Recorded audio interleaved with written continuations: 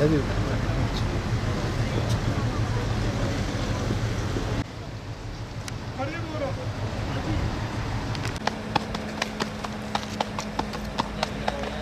Allahu Ekber, Allahu Ekber.